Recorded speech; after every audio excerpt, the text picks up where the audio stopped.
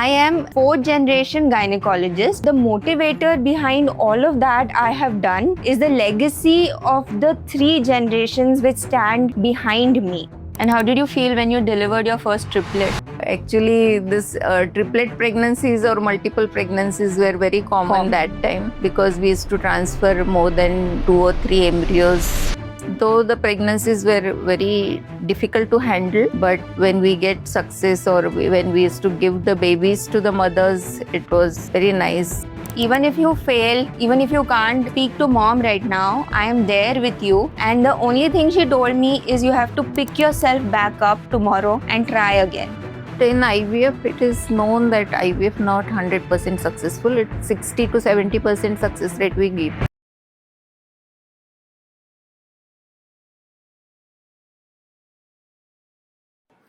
Good morning, everyone. This is Dr. Apurva Shivale, and today we are doing a very special podcast on this Women's Day 2026, 8th of March.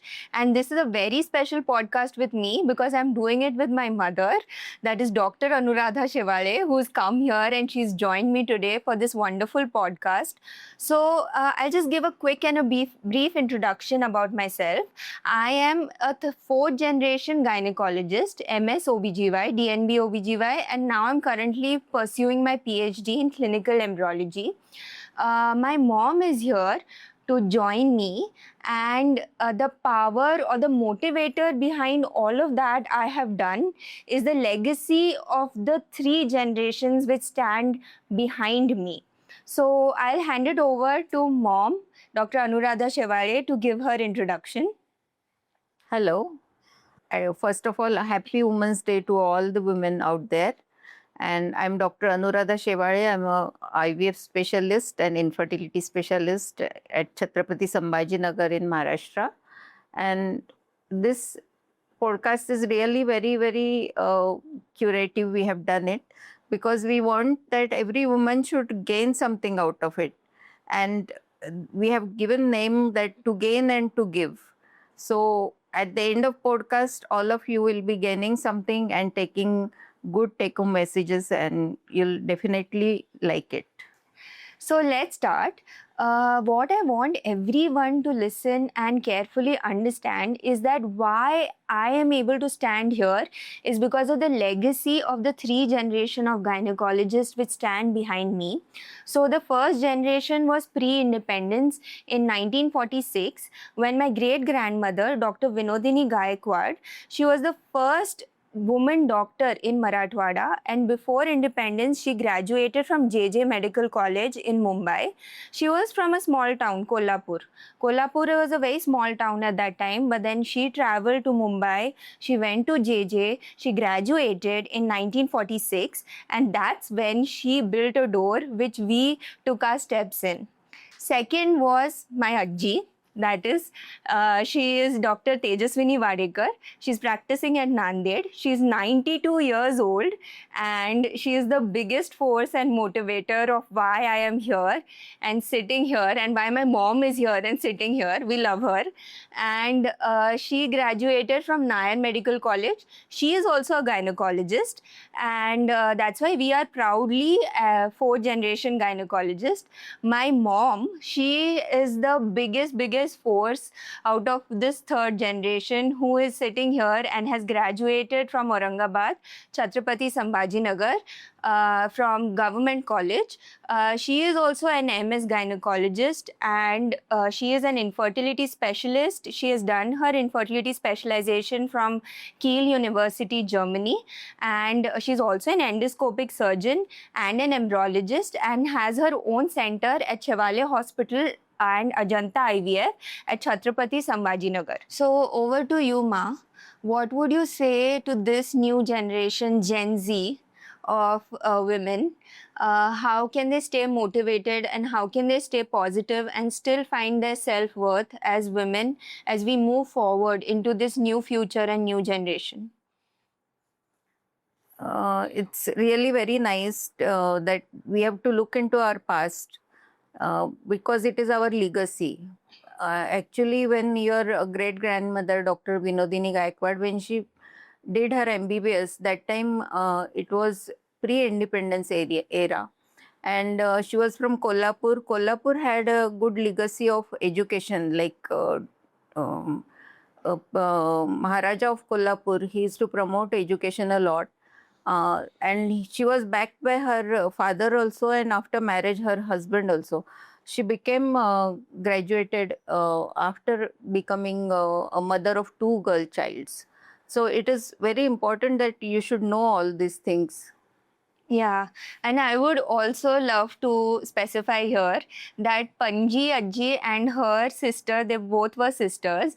Ajji and her sister, they were both sisters. And me and my sister, Dr. Bhavna Shivale, we are also both sisters. And I have never, ever, ever heard from any of my great grandmother, my grandmother, my mother that, oh my God, you're only sisters. So we've only been two girls who are carrying on this legacy, and it's a very female dominant, unfortunately. We can't do anything about it, but a very female dominant and a very female centric family.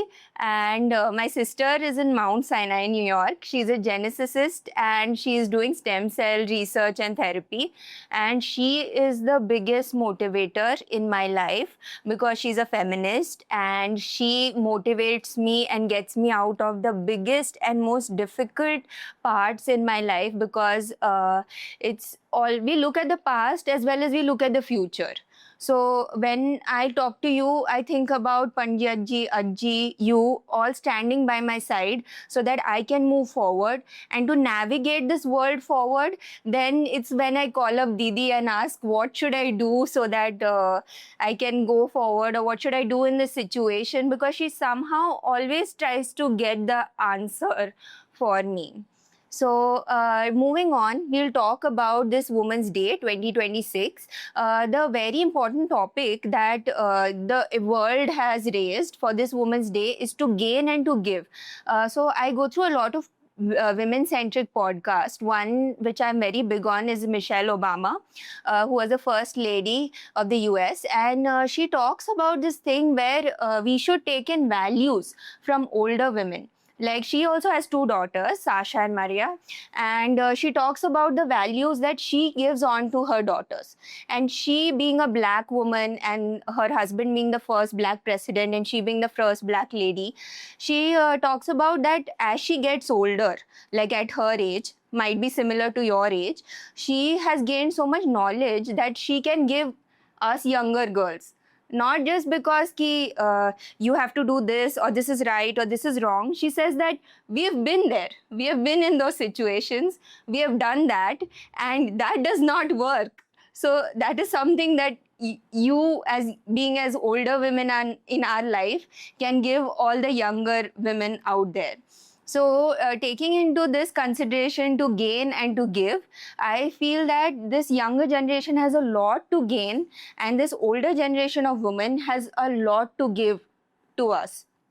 So, would you be talking about what you, as a third generation gynecologist and a mom to very two awesome girls, can give to these younger generation of women? Actually, I can say that I'm not a feminist because all my older generation, like my mother, my grandmother, I have seen them that they have swim through their journey, but they have not left their families behind. So actually, your grandmother, my grandmother Akka, she had a lot of difficulties when she was learning because she already had family, she had two kids, but still she was not that one who left her family behind. She was with them throughout their journey, or as a kids, as adults also. So it is very important that your family's values should be very good, and all the time I think it's not that only a woman's responsibility, but it is also husband is equally responsible to raise the kids or the family, when especially when the woman is working woman. Yeah. That is also now I think nowadays the society has changed. They are promoting education for their kids. So, Ma, I want to ask you a very important question. How did you build Shivale Hospital and Ajanta Fertility Center as a center of excellence in infertility at Chhatrapati Sambhajinagar, which was the very first center in Marathwada? And what went through your mind, and what were the challenges that you faced, and what is the center looks like today? So it just started as all meaningful things they start. Actually, way back in 2000, year 2000, there was a lot of need for infertile patients to have this advanced infertility treatment or IVF treatment, which was not available in this region. So, and even in India, there were very few centers. Like it was just, I can say IVF was in its infancy at that time. It was just a beginning. And to do IVF also was a little bit challenging because we were importing all the equipments, we were Right. importing all the medias, and to have that kind of team which is required in IVF to start with was also difficult. But whenever since beginning I used to see all those infertile patients, those who were coming to me, and they used to travel a lot for IVF to different cities like Pune, Mumbai, where there was all they had all financial constraints. Also, it was time consuming, and IVF is not a procedure which is done in one day or 2 days. It takes time, like maybe 1 month, one cycle it takes. So it was all very difficult for those patients to travel and to get those kind of services from bigger cities. So then I thought that I should go for training, and then I went for my training first at Bangalore at Dr. Kamini Rao Center, and then I went to Germany and Kel's University to get my reproductive medicine degree, and then I started with my center. Yeah. So back in 2000, you started, and in 2001, you had your first IVF pregnancy, and 2002, you had your first IVF baby. How did it feel in 2002? No, it was really a wonderful moment for all of us, all my team members. And actually, before that, we were little hesitant that whether we will be successful or not, because it was in experimental stages Yeah. that time. IVF was not so advanced. So when we got our first baby, I think we have never looked back after that. Yeah. And how did you feel when you delivered your first triplet? Yeah, actually, this triplet pregnancies or multiple pregnancies were very common that time, because we used to transfer more than 2 or 3 embryos, and we used to get multiple pregnancies, though the pregnancies were very difficult to handle. But when we get success, or when we used to give the babies to the mothers, it was very nice that Yeah. the whole family is to cherish like anything. Yeah, but I just feel that infertility is so challenging. Of course, it has its good parts when the patients come positive and we give them pregnancy and it goes up to 9 months and we deliver the baby and give them a baby.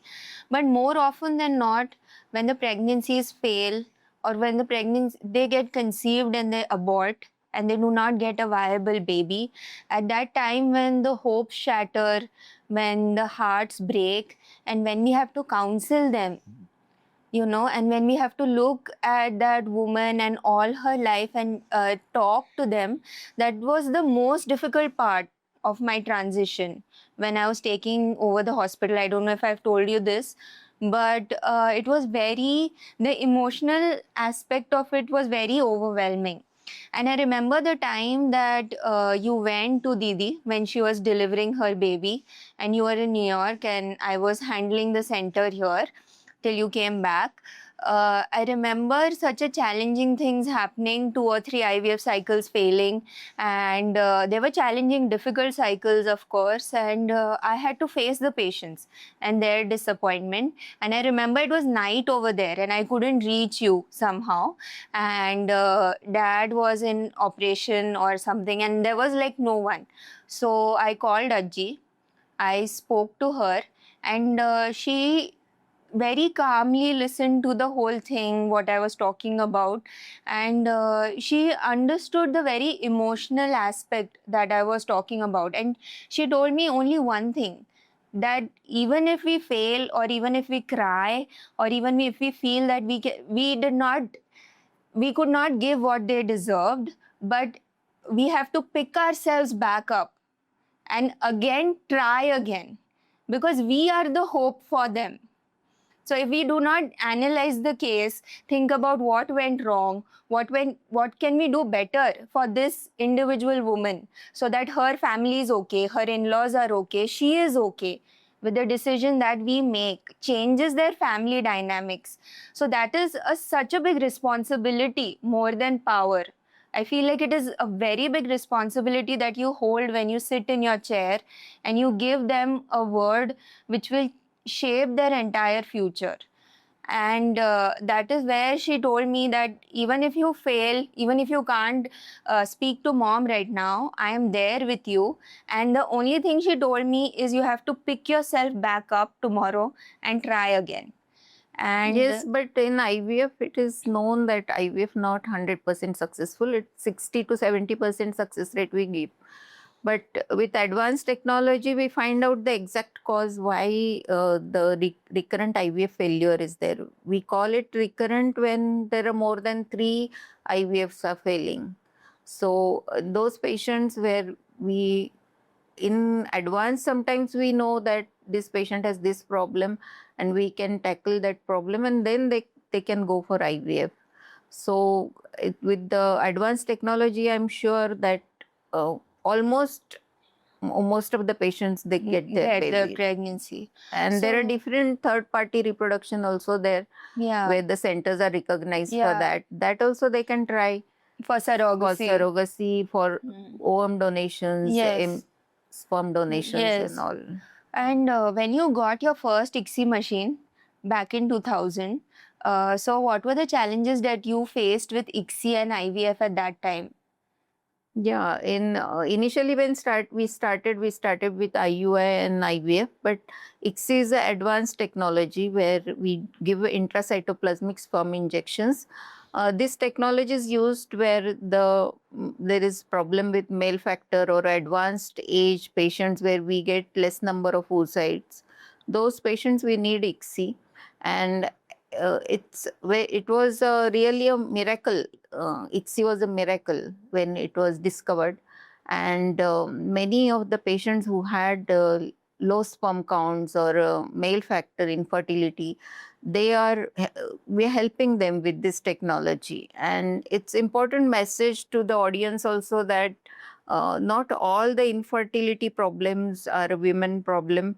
It's a 50% male problem also, and it can be very well tackled with change in lifestyle, with medicines, and with use of artificial technology. So, coming back to the present, I would like to emphasize that we are starting with painless IVFs and painless oocyte preservation. So, what does the term painless mean? I think the most painful part of IVF is the injections, is the stimulatory injections, the gonadotropin injections, which the woman has to take for minimum amount of 9 days, which can go on to 12 days. So in those injections, they've come up with needles which are very ultra fine and they go in the skin. But I always feel that the woman still feels pain. She comes with bruising all over her body, over her thigh, and she has difficulty in walking and getting up. So, to tackle that, we have started with the introduction of painless IVF, which are these painless injections, which you can go to my page called Embryo Talks with Dr. Apurva, where I have shown that ultra nanoparticle technology sends in a jet of water through your skin, which is absorbed in this fat peripheral circulation, so that there is no needle. No needle is being used to give these injections. So you can very well go at home, monitor it, and give the injections by yourself, to yourself, or ask one of your a better half to give it, or your mom to give it. And this way you can do the injections by yourself, and you can just come into the clinics to do ultrasounds, so that when it is the time to do your pickup is also going to be a very painless procedure, because you will be under anesthesia, and after that also you will be fine in a day or two, and you can resume your daily tasks. So majorly I wanted to explore this painless option when I thought about getting my own oocytes cryopreserved. And just because now it's been so long and every day I'm seeing women on stimulation, I when it comes to myself also I get scared. So then that is why when I thought about all of that, I decided to see this painless option. And what would you like to say to this younger generation if they want to cryopreserve their oocytes? Is it a viable option? When should it be done? Who should do cryopreservations of oocyte? Who is the candidate? Actually, nowadays every girl wants to go for higher educations. They are delaying marriages because they are not finding the partner, or even after marriage they want to delay their pregnancy and childbirth. So all those girls, they can undergo this oocyte preservation. The right age is different for every girl, but it is very important to check the oocyte yield, how much oocytes you have in your body by doing transvaginal sonography or sonography. And there is one test called as AMH. That Yeah. test also tells you how many oocytes are remaining in your body, and how much time you have for the pregnancy. And almost all the girls below 30 years of age, like maybe 28, 29, those who are thinking of preserving their egg should start with stimulation or doing the procedure. As you told earlier, it's not much painful procedure. It can be done within one cycle or maybe 2-3 weeks. And even if they are working, they don't have to take much leave only for 1 or 2 days for pickup days. They can be taking leave from the work, and they can join their work immediately. So there is not much difficult process. It's easy one. Yes. So even when before we were doing it to delay families and to give girls hope later on to have their oocytes with us, we were also doing it for onco patients, for onco fertility. When patients had breast cancer, uterine cancer, or history of breast cancer and uterine cancer with BRCA1 mutation, BRCA2 mutation, those patients also we were stimulating and doing oocyte cryopreservation for. But this is just because it has become this painless aspect has come in, so it has become a very viable option for any working woman, anyone who wants to delay their fertility, to undergo this oocyte cryopreservation. And later on, when she finds a partner, we can do an ICSI on those frozen oocytes, and we can give her a pregnancy. So can you tell if anyone here is concerned about the timeline? Suppose now a woman has cryopreserved her oocytes, and she is worried that in how many years should she remove those oocytes, and that viable pregnancy will come to her. So is there some kind of timeline like that exists? Actually, for cryo-frozen oocytes or cryo-frozen embryos, they can be kept like for infinite period. But I think by law it is been decided that we can keep maximum for 10 years 10 the years. oocytes. Okay. And whatever research has been done is up to 10 years for the oocytes. But for embryos, it's long time. Like maybe recently we have read about the embryo which was frozen 30 years back was Yeah. used, and they got They got a pregnancy and a baby, healthy Yeah, baby. healthy baby. Okay. And nowadays, a very common problem I would like to address, that is PCOD or PCOS, polycystic ovarian disease or polycystic ovarian syndrome. I see that because of so much lifestyle changes and a lot of environmental changes, all of these girls, young girls, are suffering from this PCOD, very deadly disease, and they don't understand what to do. because it is a multifactorial syndrome and everything is getting affected. Also, it is because of insulin resistance and the weight gain that they are getting, which they cannot seem to shed off. So, what can we do for helping these young girls who come with PCOD, PCOS, or reproductive age group women who come with PCOD, PCOS? PCOD and PCOS is a problem where sometimes they are lean thin patients, sometimes they are obese patients. So for them, we have to first educate about the lifestyle management, also to reduce stress in their body. That once they have done with that, then we can tell about their diet control. And even if with the diet, if they are not shedding their weight and they are morbidly obese girls, Yeah. then nowadays we have even injectables or medicines which reduce the weight, like injection Munjaro or semaglutide. Semaglutide. Yeah. That has been used. We are using those injections for those patients who cannot lose their weight with the just lifestyle management and the diet control.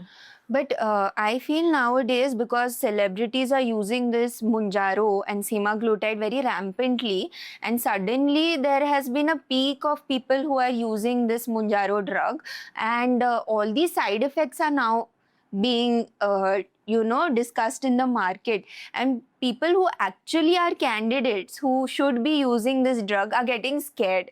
So can you talk about the screening process? Like, who are the people who actually need it? Who are the healthcare providers who should deliver this drug? And what are the screening that should be done prior to giving this drug? As I told you that this is in selective patients we can use this, like those who are difficult to shed the weight, or who are morbidly obese, or those who have BMI more than 30. Yeah. In those patients we can use, but with cautious, and we have to screen the candidate before we use it, and only like doctors can give it, not any dietitian or any beautician should use it, because it's potentially it has some side effects. Side effects, yes. Then I would like to also talk about PCOS and tell a very small thing to these young girls who come to me with very low self-esteem. They are like, I have changed my diet, I have changed my lifestyle, I'm doing everything, but I can't shed the weight. So there's this PCOS drive that I'm coming up with. I have gone to different colleges. I've spoken about this to young girls who are not getting their periods regularly. And at Shivale Hospital also, we have a free PCOS camp where you can come, you can get free services if you have this disease. I would like to tell very important thing, ki in PCOS, don't blame yourself. You get something called insulin resistance. So whatever you're eating from outside, it is not getting metabolized. So that is why you are just gaining the weight rampantly. Even if you're eating a little bit, you're gaining a lot of weight. And that is not something that is your fault. So please give your body some time to adjust to this PCOS, to adjust to all your lifestyle changes like yoga, Pilates, or food, dietary modifications that you're following, and wait for 6 months, see how your diet is going, how your weight loss is happening. And even with all of those modifications, dietary modifications, if you're not able to lose weight, then please come to us so that we can give you drugs which can help you to lose that weight and help you to regularize your periods and your cycles. Moving on to a new topic. This 2026 Women's Day, 8th of March, which is today, the topic is to gain and to give. It is an international topic given by an international forum on this Women's Day. So what do you think that in this Women's Day that we can give to these women who are listening to us? I will tell about 5 things which are important in life. One is education or knowledge. So never ever stop learning or gaining knowledge. That is the most important thing in life, which helps you in your difficult times. Then other thing is your mental health. You should take care of your mental health. Also, whenever you need help or any sort of difficulties in life, then you should talk about it. And you should go to a proper person or a counselor to take the proper advice, nothing to be shameful about it. And one more thing which I will tell is your own health, like giving the having good habits or changing your lifestyle. This is very important for this new generation because most of the time they are surrounded by gadgets and they are busy with uh, their daily life chores, and they don't look after their diet and their exercise. So this that is also very important because whenever you want to do something great in your life, then you have to be fit. So one more thing I will tell, that you should surround yourself with people, those who are helping you or those who are encouraging you, or those who have similar mindset or positive thinking like you, so that you'll be, the journey will be more easy. Like if you have some support system with you, like in family or outside, then your journey of will be more easy because you'll be working woman. So these are the important things. I would like to add courage. Courage is the most important because I have seen the shift in the generation now. And what I can sense is first, women were expected to stay at home, cook, be the feminine energy that was there. And now, as well as having that feminine energy that makes us women, that is cleaning, cooking, taking care, having the maternal instinct, this is very important. Now, women are expected to be bold, to go out, get what they want, speak up, and do things. So, courage has become a very big topic of today. And I feel that courage is not only when you have reached at some place, you're looking down at people and you're telling them, ki, now you stand up. But when you are down yourself, you are telling them ki, I am down myself here. This has happened with me and it's okay. It can happen with you as well. So it takes some kind of courage to open up about your personal setbacks, about your personal things that have gone wrong in your personal life. But I feel that it is very important to do those things so that some young girl can look at me and she can say, okay, she has had this personal setback in her life, but still she got up the next day and she's doing fine for herself. Even though she might have the support system, even though she might have the degree to support her or whatever, but if I can give hope or courage to anyone who is going through a hard time right now, I feel that it is the most important thing that I can do very honestly.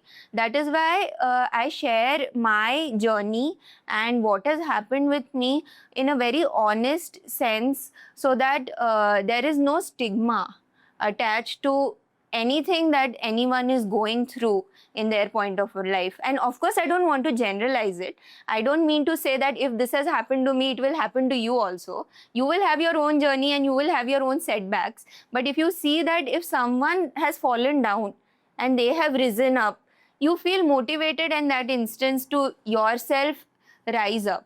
So I feel giving in this 2026 Women's Day and gaining will be from the older women, but giving will be to the younger women who are there.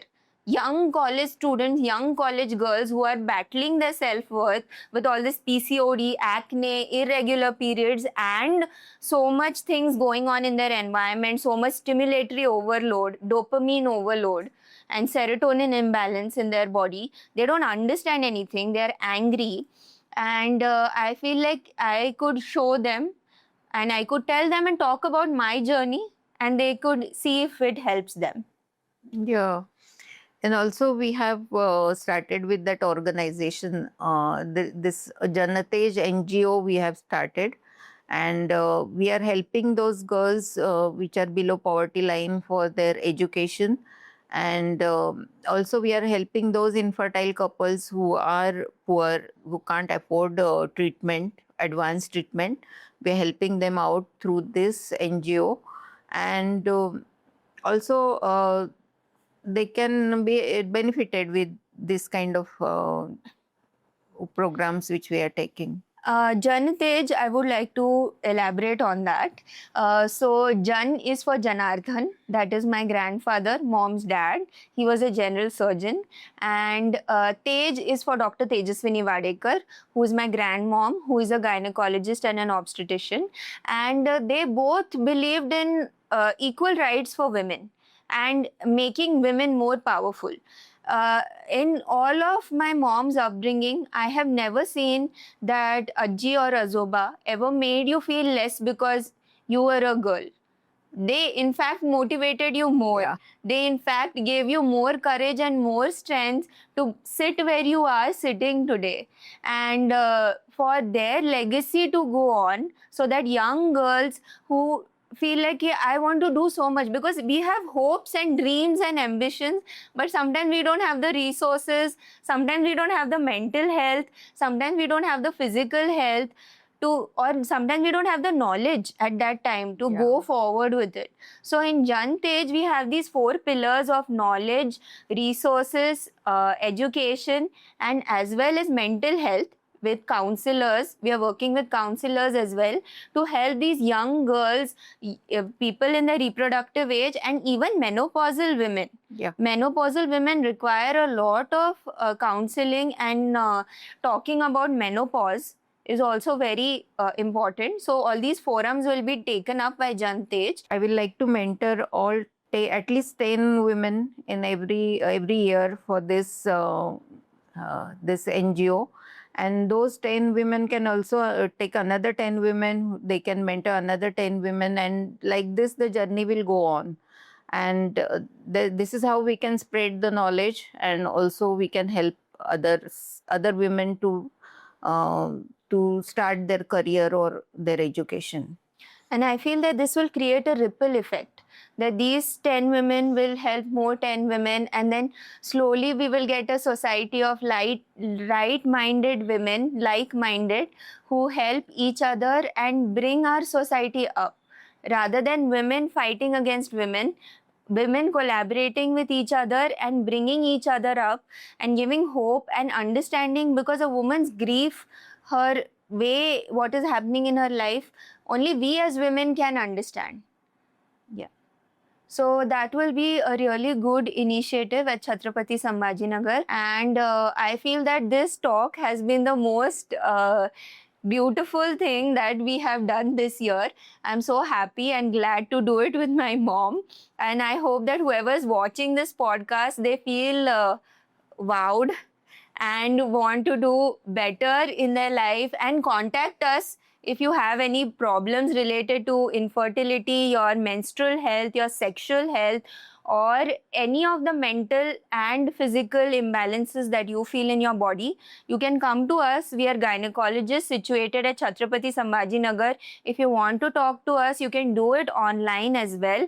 I will put the link in the description below at Embryo Talks with Dr. Apurva and Chevalier Hospital, where you can call us, you can message us, you can DM us on Instagram and get appointments with us if it need be.